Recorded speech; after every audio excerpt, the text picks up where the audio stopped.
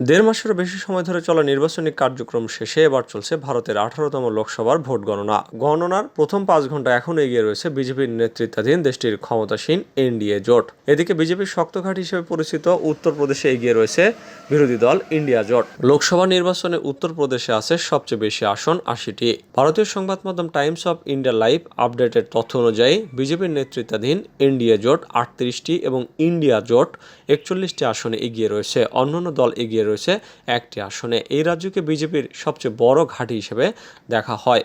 গত 2টি নির্বাচনে তার সে প্রমাণও দিয়েছে।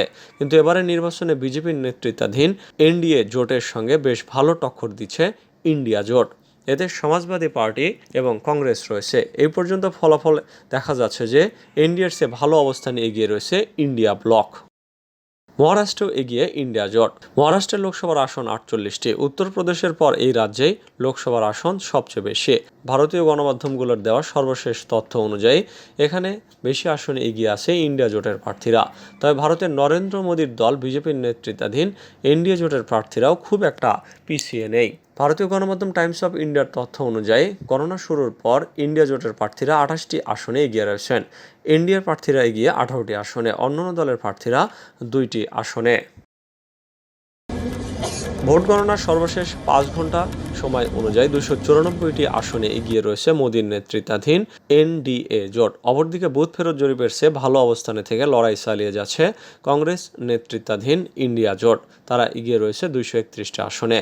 মঙ্গলবার 1টার পরে এনডিটিভির লাইভ প্রতিবেদনে বলা হয় ইন্ডিয়া জোট 231টি আসনে এগিয়ে। তারা বুথ ফেরত জরিপের আভাস পেরোতে সক্ষম হয়েছে। শনিবার ওই জরিপে বলা হয়েছিল মাত্র 141 থেকে 162টি আসন পেতে পারে বিরোধী ইন্ডিয়া জোট, যা ইতিমধ্যেই ছাড়িয়ে যাওয়ার ইঙ্গিত মিলেছে। এছাড়া অন্যান্য রাজনৈতিক দল 21টি আসনে এগিয়ে থেকে বিজয়ের আশা করছে।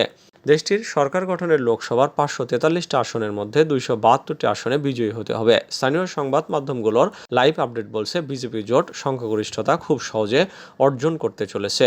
এদিকে আনন্দবাজারের সর্বশেষ আভাস অনুযায়ী বলা হচ্ছে যে একক সংখ্যাগরিষ্ঠতা নাও পেতে পারেন মোদি।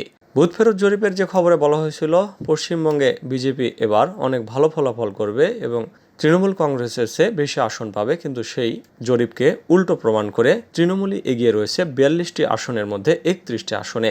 বিজেপি এগিয়ে মাত্র 10টিতে, আর কংগ্রেস এগিয়ে রয়েছে 1টি আসনে।